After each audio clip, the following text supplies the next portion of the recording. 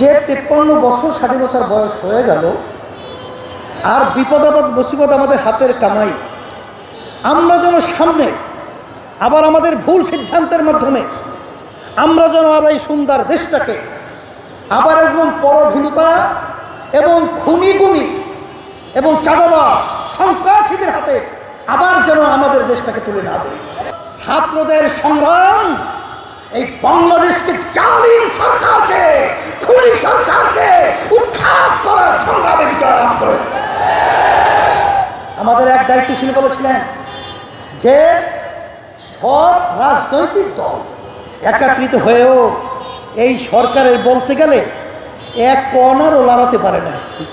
কিন্তু আলহামদুলিল্লাহ, যখন ছাত্রদের আন্দোলন সংগ্রাম, যখন তোমরা ন্যায্য দাবি আদায়ের লক্ষ্যে যখন তোমরা স্বতঃস্ফূর্ত ভূমিকা পালন করেছিলে, তখন বাংলাদেশের সব শ্রেণীর মানুষ, এমনকি আপনারা দেখেছেন ইসলামী আন্দোলন বাংলাদেশ সর্বপ্রথম রাজনৈতিক ব্যানারে, অন্য কোনো রাজনৈতিক দল তখন এই ছাত্রদের ন্যায্য দাবি আদায়ের লক্ষ্যে কেউ রাজপথে আসতে পারে নাই। তখন ইসলামী আন্দোলন বাংলাদেশ তার সমস্ত সহযোগী সংগঠন আমাদের জানমাল কুরবান করে ন্যায্য অধিকার বাস্তবায়নের পথে জানের ঝুঁকি নিয়ে তাদের পাশে দাঁড়িয়েছিল।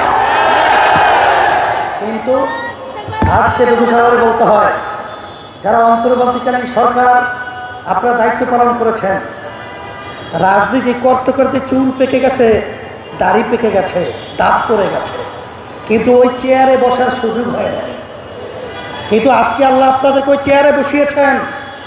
এ ত্যাগ শুধু আপনাদের নয়, এই ত্যাগ বাংলাদেশের প্রতিটা বাংলাদেশের জনগণের ত্যাগ রয়েছে।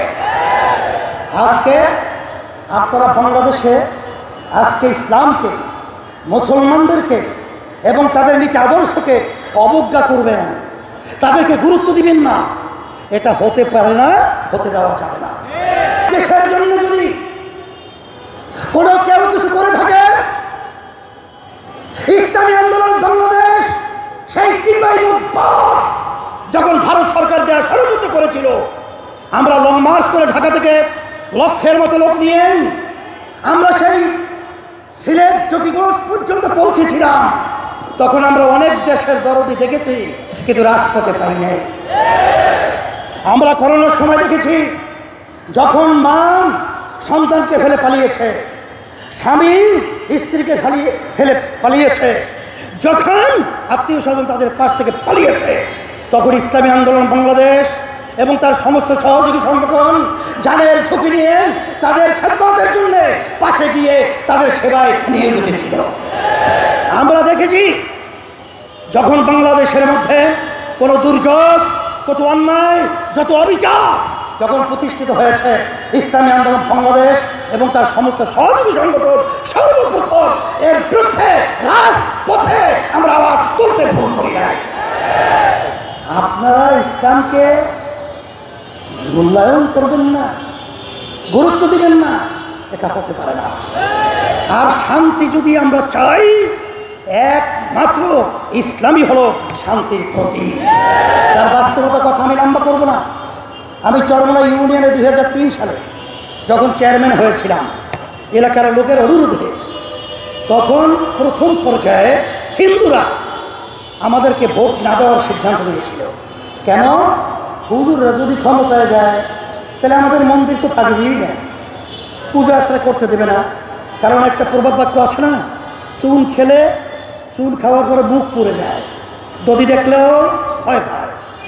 এইভাবে ইসলামকে তাম দুনিয়ার মধ্যে মিথ্যা অপবাদের মাধ্যমে আজকে চুন খাইয়া মুখ পুড়ে, এখন দদি দেখলেও ভয় পায়। ইসলামের একটা দদি সম্বন্ধ।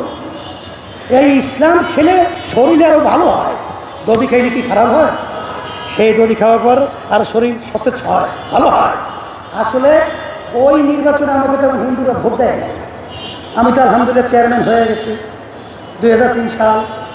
চেয়ারম্যান হওয়ার পরে এখন আপনারা চরমোনাইয়ের খবর নিয়ে দেখেন, সমস্ত হিন্দুরা দল টল বোঝে টোঝে না, একেবারে নির্দ্বিধায় ঝাঁকে ঝাঁকে ইসলামী আন্দোলনের প্রার্থীর পক্ষে তারা আজকে ভোট দেওয়ার জন্য উম্মতের মতো পাগল হয়ে কাজ করছে। আপনারা লক্ষ্য করেছেন, এই শাহবাগী যখন হিন্দুরা অবস্থান নিয়েছিল, সাংবাদিকদের সামনে হিন্দুরা বলেছিল যে আমাদের মন্দির, আমাদের জানমাল নিরাপত্তার দায়িত্বের জন্য ইসলামী আন্দোলন বাংলাদেশ আগিয়ে আসছিল। বরিশালে যখন প্রশাসন আমাদেরকে ডেকেছিলেন এবং অন্যান্য রাজনৈতিক দলসহ, তখন হিন্দুরা বলেছিল যে ইসলামী আন্দোলন বাংলাদেশ এবং তার সমস্ত সহযোগী সংগঠন আমাদের জানমাল, আমাদের মন্দির গির্জা পাহারা দেওয়ার বিভিন্ন ভূমিকা পালন করেছে। এই জন্য আমি সকলকে তার আহ্বান জানাবো, যদি দুনিয়াতে শান্তি চান, আখেরাতে মুক্তি চান, একমাত্র তার নীতি আদর্শ গ্যারান্টি শান্তি ইসলাম।